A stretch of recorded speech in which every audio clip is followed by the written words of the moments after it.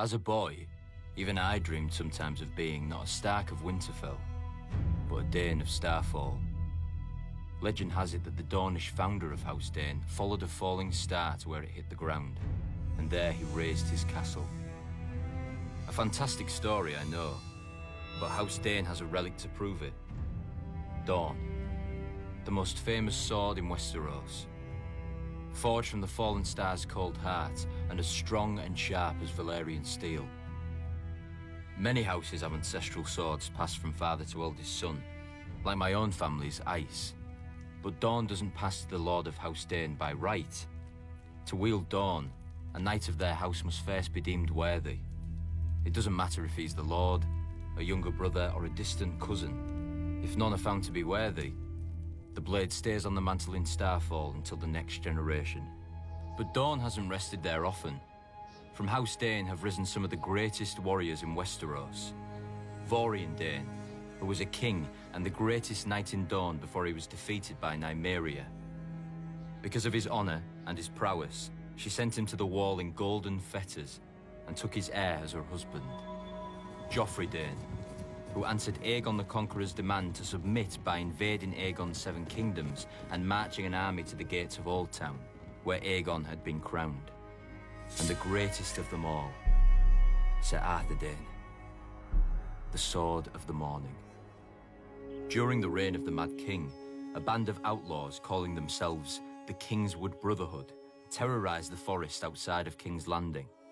Every force sent after them either returned empty-handed or vanished into the woods, never to be seen again.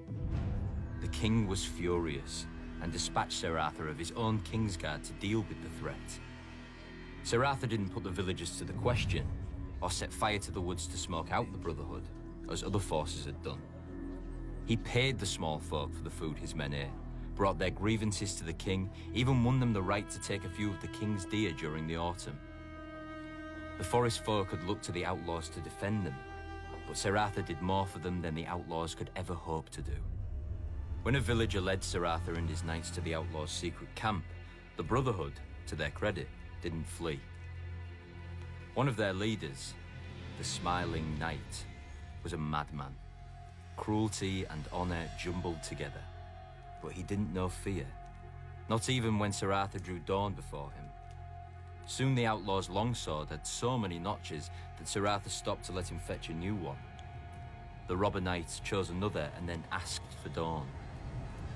Ser Arthur replied, "Then you shall have it." The Smiling Knight never smiled again. The mad fool. Dawn is just a sword. Ser Arthur was the true steel. Strong, brave, and loyal to a fault. He would never have aided Rhaegar's abduction of my sister if his vows hadn't compelled him. And though we fought on opposite sides, I admired him. When I was younger, I wanted to be him. Every boy did. And I killed him. Not in single combat, but as he was on his knees, a dagger in his back. I'll never forget the look in his eyes. He wasn't angry or betrayed. He'd done his duty to the last, even though he found it dishonorable, and even though he knew what awaited me in that tower. Ser Arthur Dayne died the greatest knight who ever lived. After Robert's coronation, I returned Dawn to Starfall. One day, House Dayne will raise a worthy successor to Ser Arthur. Until then, Dawn gathers dust above the fire, with the dream of every boy in Westeros.